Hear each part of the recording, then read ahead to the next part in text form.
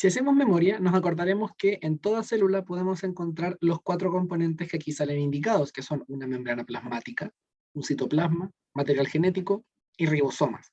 La membrana plasmática, que es acá la que sale indicada en amarillo, corresponde al límite de la célula, lo que demarca el interior y el exterior. En ella nos vamos a concentrar durante la clase del día de hoy. Si observamos acá esta imagen, podremos observar que estamos haciendo un zoom en ese sector de la membrana que se encuentra acá. Es decir, toda esta capa gruesa que se observa acá es la membrana. Es decir, la membrana no es una capa simple y delgada, sino que si se fijan bien, más bien corresponde a una doble capa, ¿sí? Acá en la parte azul lo que estaríamos viendo sería el interior de la célula y esto sería el exterior. Y claramente acá podemos ver que la membrana plasmática tiene un pequeño grosor, dado que es una doble capa, ¿cierto? En esta doble capa podemos encontrar a estas estructuras teniendo esta orientación. ¿Qué son todas las estructuras? ¿Qué es todo esto? Lo vamos a revisar a continuación. Primero que todo, recordar que la membrana plasmática es justamente como se indicó el límite de la célula, pero su principal función, más allá de solamente delimitarla, es permitir que ciertas sustancias ingresen y ciertas sustancias salgan y otras no lo hagan. Es decir, su principal función es poder regular el ingreso y salida de sustancias a la célula. Está formada por varios tipos de macromoléculas, como podemos imaginarnos por esta representación tan colorida que se ve acá en la esquina. Pero el principal componente de la membrana plasmática son estas moléculas que están acá representadas como una cabecita azul con unas 2 colas amarillas que van hacia adentro, que si las miramos acá en esta representación de aquí, podremos ver cómo se ven ya pensándolas ya con una imagen mucho más molecular. Pero son lo mismo, se llaman fosfolípidos. Como su nombre lo indica, son un tipo de lípido, ¿sí? Y estos fosfolípidos son los principales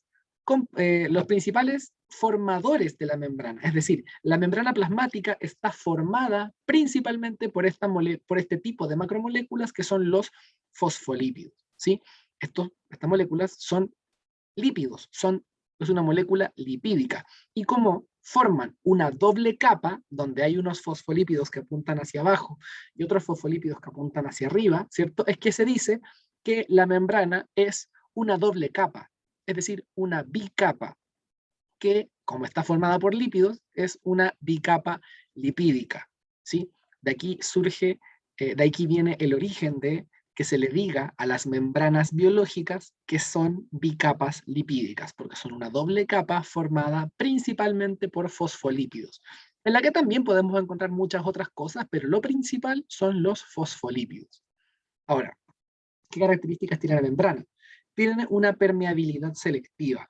Cuando decimos que algo permea, es que puede cruzar a través de. Cuando tenemos un impermeable, es para que justamente el agua no pase a través de la tela y nos mantengamos secos. Las membranas tienen permeabilidad selectiva, lo que quiere decir que algunas cosas pueden cruzar a través de ella y otras no. Principalmente, ¿cuál es el criterio que va a determinar que una sustancia cruce o no cruce? Principalmente su naturaleza química, es decir, qué tan grande o qué tan pequeña sea, o por ejemplo, qué tan afín con las grasas pueda llegar a ser, porque la membrana es una capa de grasa, una doble capa de grasa, y no todas las sustancias se llevan bien con las grasas. Por ejemplo, el agua no se lleva bien con las grasas. Entonces, por ejemplo, sustancias que sean afines con el agua no van a poder cruzar tan fácilmente, mientras que aquellas que sean más afines con las grasas van a poder hacerlo. Como por ejemplo, gases, que son moléculas muy pequeñas, pueden cruzar la membrana sin ningún inconveniente, mientras que, por ejemplo, hormonas derivadas de lípidos también pueden hacerlo. Otra característica importante de la membrana es que es asimétrica. Acá podemos darnos cuenta claramente que en esta cara se observan la representación de unas macromoléculas que se encuentran acá orientadas hacia afuera, las cuales no están en esta cara de más abajo. En esta cara de más abajo, sin embargo, podemos observar esta estructura azul, que si ustedes se fijan, también eventualmente podríamos observarlas acá, ¿cierto? Pero no necesariamente del mismo modo. Entonces, ¿en qué sentido es asimétrica la membrana? En que la cara que orienta hacia afuera es distinta a la cara que se orienta hacia adentro. Por ejemplo, la cara interna presenta una gran cantidad de proteínas que participan en varios procesos internos de la célula, mientras que, por ejemplo, en la cara externa existe una gran cantidad de azúcares que pueden estar asociados a proteínas o pueden estar asociados a fosfolípidos también, y que puedan cumplir otras funciones. ¿Qué es importante de esto? La cara interna de la célula es distinta de la cara externa de la célula. Por eso es que se dice que es asimétrica. La siguiente cuestión importante acerca de la membrana es que existen sustancias que ya mencionamos que no pueden cruzar la membrana, pero que quizás puedan hacerlo con ayuda de proteínas. Existen proteínas que permiten el movimiento de sustancias a través de la membrana, a pesar de que químicamente quizás no puedan hacerlo. Por ejemplo, electrolitos, azúcares y otras moléculas más grandes.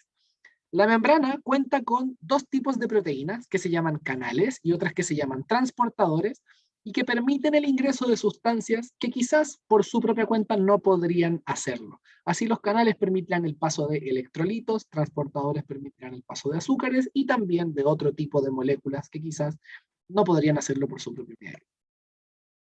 Finalmente, y una de las cosas más importantes acerca de la membrana es su característica fluida, pero no fluida a secas. Normalmente se dice que la membrana es un mosaico fluido, puesto que está formada por muchas pequeñas partes, como si fuera un mosaico, pero estas partes no se encuentran estáticas, no se encuentran quietas ni fijas como las piezas de un real mosaico, sino que más bien se encuentran fluyendo, puesto que la bicapa lipídica es de grasa, está hecha de grasa, por ende es bastante fluida. De hecho, la membrana tiene la misma fluidez que el aceite de oliva. Es decir, que esta membrana que se está formando acá y las cosas que la membrana tenga atravesadas en ella no van a estar fijas, sino que más bien se van a encontrar en constante movimiento y las proteínas, por ejemplo, podrían encontrarse nadando y moviéndose en este mar de fosfolípidos. ¿Sí? Esta igual es una característica muy importante acerca de la membrana. Ahora, ¿en qué sentido se mueven las sustancias a través de la membrana? ¿De qué va a depender?